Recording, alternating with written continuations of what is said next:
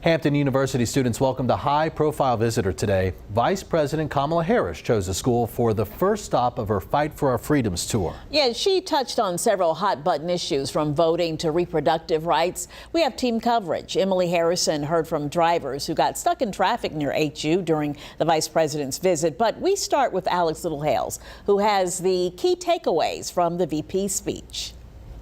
From reproductive rights, gun rights, and the climate crisis, the vice president brought national politics to the center stage here at Hampton University. The filled seats in Ogden Hall are the first to hear Vice President Kamala Harris's newest campaign. What concerns me sometimes is that our young leaders will be told that their vote doesn't matter. Vice President Harris is using Virginia's upcoming early voting period to touch on several national headlines Thursday morning, from gun rights. I believe in the Second Amendment. I also believe we need an assault weapons ban. To abortion rights. One does not have to abandon their faith or deeply held beliefs to agree.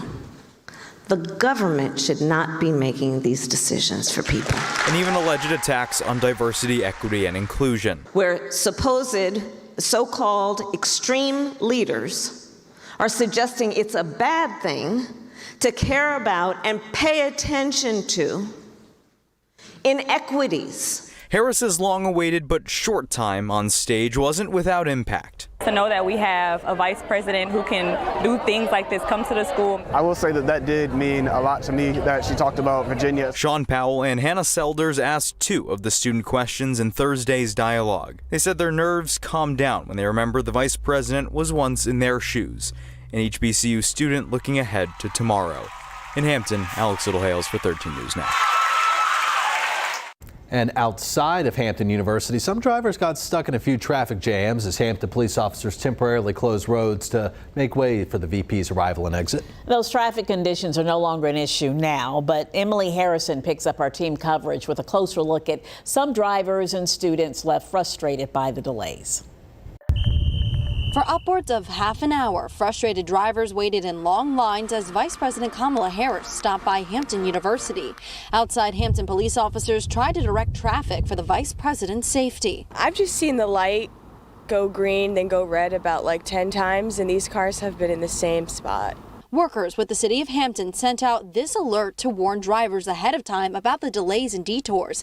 In it, staff say Hampton Roads transit buses missed all stops at Eaton and Mill Point, Settlers Landing, and Hampton Harbor, as well as outbound stops at Pembroke and Wine. This left some frustrated students wondering how they would get on and off campus. Some people that's off campus can't really get to on campus, like let's say they need to go to class or like meet with a professor. They can't even do that. Cameras near Industrial Park Drive showed backups along I-64 eastbound lanes. It's reminiscent of gridlock seen back in March when major highways shut down for hours for President Biden's visit to Virginia Beach.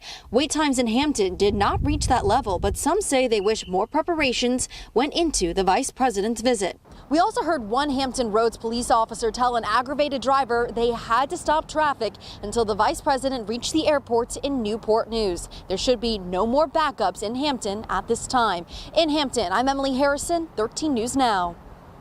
And Vice President Harris will visit at least 6 other schools over the next month. Tomorrow she'll head to North Carolina A&T in Greensboro.